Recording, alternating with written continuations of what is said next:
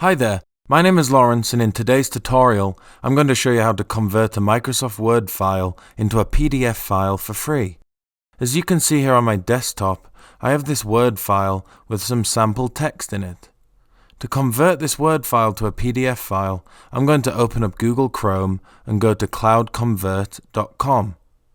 This website is free to use and allows you to easily convert Word files to PDF files in a matter of seconds. To get started, click on the Select File button and select the Word file you wish to convert. In this instance, I'm going to select the one from my desktop. Now, next to the Convert to text, select the file type in which you'd like to convert the Word file into. In this example, I'm going to select the PDF file type.